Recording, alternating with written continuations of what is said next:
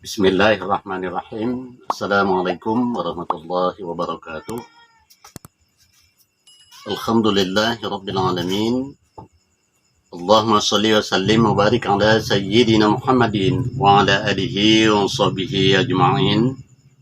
Saudaraku, mengawali pertemuan kita, saya berdoa kepada Allah Subhanahu wa taala, semoga kiranya Allah Subhanahu wa taala memberikan kita ketenangan, ketentraman, kedamaian, sehingga kita bisa senantiasa dan selalu kita merasakan kebahagiaan. Dan kebahagiaan itu merupakan semua orang mendambakan dan mencita-citakan agar dia bahagia bukan saja di dunia, tapi nanti insya Allah sampai ke akhirat. Saudaraku, betapa maha pengasih, maha penyayangnya Allah Subhanahu wa taala kepada ciptaannya, khususnya kita manusia, dan teristimewa kepada orang-orang yang beriman. Allah menghendaki agar manusia itu meraih ketenangan, ketentraman, kedamaian, kesejukan hatinya, ketenangan dalam pikirannya, sehingga Allah perintahkan kepada manusia dan khususnya kepada orang yang beriman itu, yang pertama sekali untuk dapat bertuhan kepada Allah Subhanahu wa taala, sekaligus dia bisa untuk mengukuhkan keimanan itu yang teristimewa tentang tauhid. Keimanan kepada Allah Subhanahu wa taala disebut akidah. Saudaraku, Allah memberikan perintah untuk bertuhan kepadanya bukan tidak ada alasan, tapi ada tujuan yang sangat mulia kepada manusia, yaitu agar manusianya itu tidak akan mengalami yang namanya rasa takut. Takut karena apa? Segala macam. Takut kehilangan yang dia cintai, takut ketika ada musibah datang, takut ketika hartanya habis, takut ketika nanti jabatannya akan dilengsarkan, takut kalau nanti dia dikucilkan di tengah-tengah masyarakat, takut kalau nanti dia dijadikan miskin, dan seterusnya. Saudaraku, jadi sehingga Allah jadikan perintah untuk bertauhid kepada Allah Subhanahu wa taala dengan tujuan agar kita itu tidak merasakan takut. Ketika orang yang sudah beriman kepada Allah Subhanahu wa taala dan dia mengukuhkan keimanan itu, maka dia akan timbul keyakinan bahwasanya apa saja musibah yang terjadi, baik di dunia ini, di bumi Allah ini, maupun di diri kita, pada hakikatnya, pada dasarnya, semuanya itu telah ditetapkan oleh Allah Subhanahu wa taala. Sudah dicatat yang sangat rapi, yang diletakkan oleh Allah Subhanahu wa taala dalam catatan yang agung, yaitu di arsy-Nya Allah Subhanahu wa taala.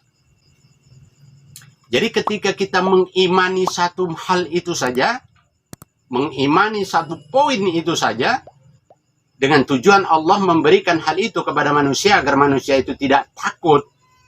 Seperti tadi ya, saya ulangi, takut kalau nanti kita tidak tamat sekolah, takut kalau tidak dapat pekerjaan, takut kalau tidak dapat jodoh, takut kalau tidak dapat keturunan, takut kalau nanti tidak dapat penghasilan yang sesuai dengan diharapkan, takut kalau nanti apa yang sudah kita miliki itu nanti hilang.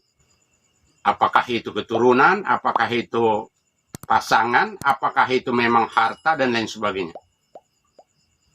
Tapi ketika Allah memberitahukan bahwasanya semuanya itu adalah dalam ketetapan Allah Subhanahu wa taala yang telah ditetapkan.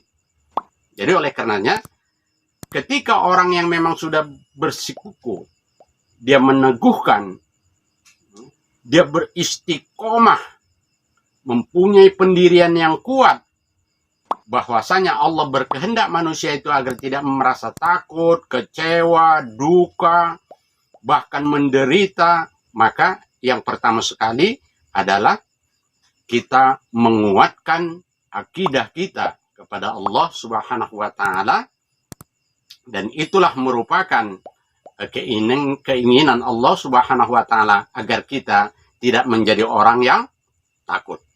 Hal ini dijelaskan oleh Allah Subhanahu wa taala kalau kita lihat dalam Al-Qur'an ya. Dalam Al-Qur'an kalau kita lihat di dalam surah Al-Hadid misalnya ayat 22 hingga ayat 23 dijelaskan bahwasanya apa saja ya, musibah yang terjadi di bumi atau di diri kita itu pada hakikatnya telah ditetapkan oleh Allah Subhanahu wa taala. Ketika kita mengimani bahwasanya meyakini apa yang dinyatakan, apa yang difirmankan oleh Allah Subhanahu wa taala itu pasti, maka untuk apa lagi kita takut? Untuk apa lagi kita takut? Padahal takut itu sendiri adalah merupakan sesuatu hal yang apabila kita kekalkan dalam rasa takut kalau kita nanti ya sebagaimana yang saya uraikan di atas tadi, maka takut itulah akan menjadi suatu sugesti, takut itu akan menjadikan suatu daya tarik yang akan tersimpan di bawah alam bawah sadar kita, dan rasa takut itu pula nanti yang akan tetap mendominasi hidup kita dari hari ke hari, terus menerus rasa takut. Jadi itulah sebabnya Allah Subhanahu wa taala memerintahkan kepada manusia pada umumnya dan khususnya kepada orang yang beriman untuk peganglah teguh bahwasanya pengakuan kita ya, tidak ada Tuhan selain Allah dan segala sesuatunya itu adalah milik Allah. Apapun yang kita miliki adalah pemberian Allah. Ketika kita pegang teguh itu, insya Allah lambat laun secara perlahan yang selama ini kita ketakutan terus. Bahkan takut karena kita tidak bisa membayar hutang, takut kita tidak bisa untuk membayar kontrakan, takut kita tidak bisa membayar leasing dan seterusnya. Takut terus. Jadi sehingga rasa takut itulah yang akan datang terus akan dirasakan oleh kita dari hari ke hari.